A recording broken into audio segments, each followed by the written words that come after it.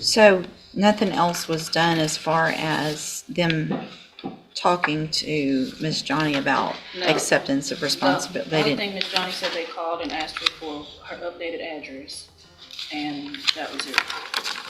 Okay. She's literally seconds away from destroying her own plea deal, and she doesn't even see it coming. The judge is already checked out. The deal is sitting right there on the table. And instead of grabbing it, she's out here acting like accountability is a foreign language she never learned. Like, how do you walk into a courtroom with a way out already handed to you and still find a way to fumble it? Some people treat court like it's a game show, except the only prize you're walking away with is a jail cell. Plea deals are built to help you, not trick you, not trap you, help you. And she's about to throw that away in real time. I need to know what you guys think about this one. Drop it in the comments. Let's get into it. So was there another one and then this was an updated one? No, because I thought this was she was Like talking this says about. this is an update. So is there an old PSI? This is the old PSI that's in there. There isn't an updated one. She said the only update is this cover page. Reflected on the cover page. Right. So I don't know what that means. The only change reflected is the cover page. They didn't do it updated. Because I spoke with Miss Johnny, and she said this is the same one from the last PSI. The old one is in here. Here's both of them.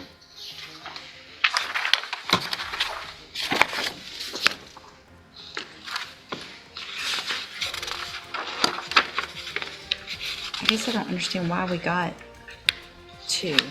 I'm very confused.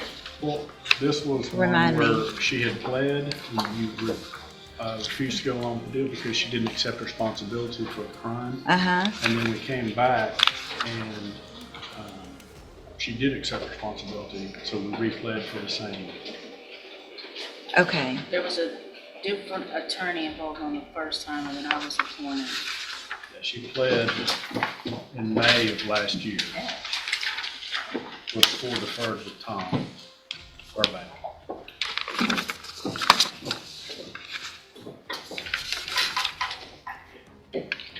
So nothing else was done as far as them talking to Miss Johnny about No. acceptance of responsibility? The They only didn't. thing Miss Johnny said, they called and asked her for her updated address, and that was it. Okay. So, Miss Johnny, I'm going to ask you again, and I know we probably went through this before. First of all, you're Kirsten Johnny? Yes. And Miss Johnny, I want to make sure, because in that previously you said you didn't do it, you were forced to do it because of your financial, you were forced to plea because of your financial situation, that it wasn't fair. And so tell me what your position is now. I never really said I didn't do it. I said it was an accident. Okay? I still feel the same way a little bit. All I'm right. not gonna say I do feel the same way. Now I understand, but you're not disagreeing that you didn't.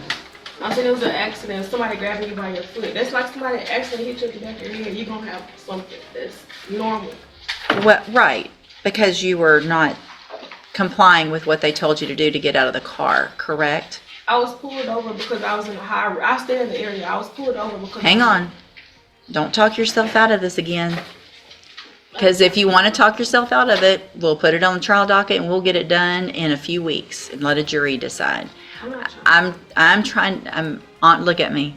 I'm actually trying to help you right now. Okay? If you had complied and just done what he asked you to from the very beginning of that stop, none of this would have happened. Do you agree or disagree with that? Yes. Yes, what? Yeah. No, do you agree? Listen to the question. Do you agree with that statement or do you disagree with that statement? I don't want to lie. You don't like it, do you? You don't think he should have done that? It's not that. I feel like we was pulled over for no reason. If you follow. It doesn't matter if you were pulled over for no. Listen to me. This is why we're hearing stuff all over in the news. It doesn't matter what you think. If a cop pulls you over, then you take the ticket for not wearing your seatbelt. This is all over not wearing your seatbelt. And here you are in felony court and you're still not taking responsibility for the fact that He said, hey, ma'am, do this. And you said, I don't think you should have pulled me over, so I'm going to do whatever I want to do. And I'm going to lodge my foot against the door, and I'm not going to get out. I'm going to make you drag me out of my car, and then I'm going to kick you because you shouldn't have pulled me over in the first place.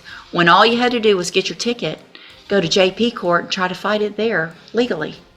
But here you are in felony court for a second-degree felony instead. I'm just going to say it straight. This whole thing is denial.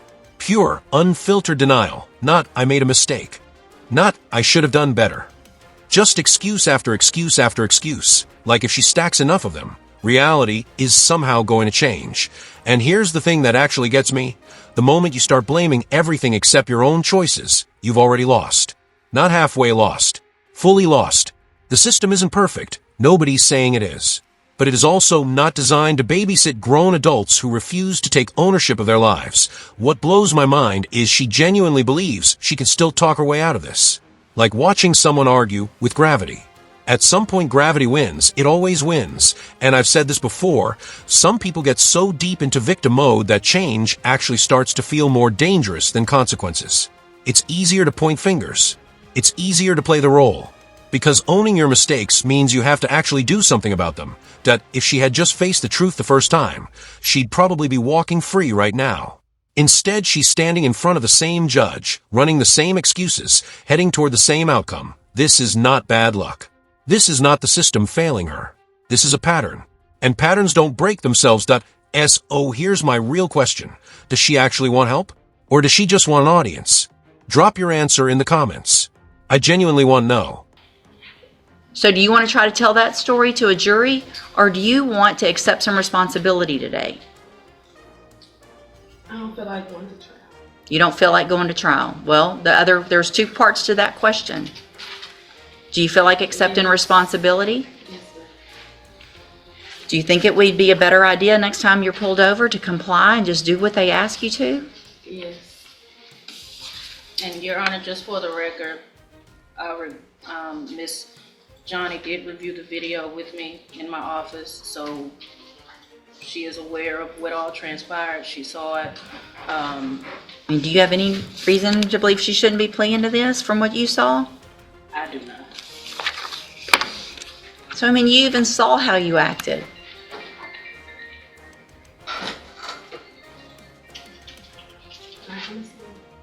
It's probably a good idea. All right. I'm going to find that you previously entered your plea of guilty freely and voluntarily. I'm going to find sufficient evidence to find you guilty. I'm going to follow the agreement that you made with the district attorney.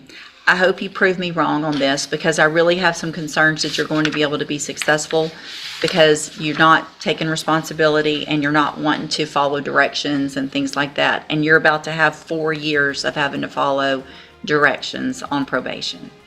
So I'm going to defer all proceedings for 4 years. You're ordered to pay a $500 fine. You're ordered to follow all of the rules and conditions of probation. If you do that, this is a great opportunity today, because you are not a convicted felon. You don't have that conviction on your record. And if you successfully complete it, follow all of the rules, you will never have a felony conviction. At the end of your probation, the case will actually be dismissed.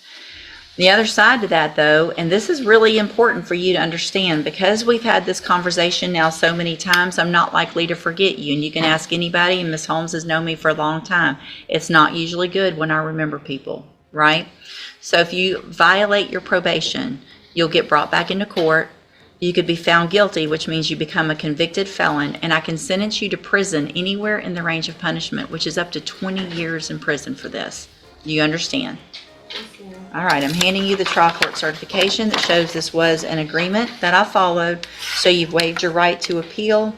You need to have a seat here in the courtroom. Probation will go over your paperwork as soon as they're ready. Okay, and you said that I'm not considered a conviction felon, but I was told that even though you say that, it's still going to be on my record. So the arrest is on your record. The arrest will always be on your record. But so if you're asked a question on a, filling out an application for a job or something, if it says, have you been convicted of a felony? The answer is no. But if it says, have you ever been charged with a felony, or are you on probation for a felony, you are going to have to say yes to that. But the conviction part is still better than nothing, not having that conviction, right? Yes. Okay, have a seat in the courtroom. Watch for probation to call you up. Okay, I'll give credit where it's due. She finally owned it. And honestly, that takes something. But it should never have taken hitting rock bottom to get there. That's what gets me every time. The problem was never complicated. The solution was never hidden. Just say I was wrong. 3 words. That's it. But pride has a way of turning 3 simple words into the hardest thing a person has ever done.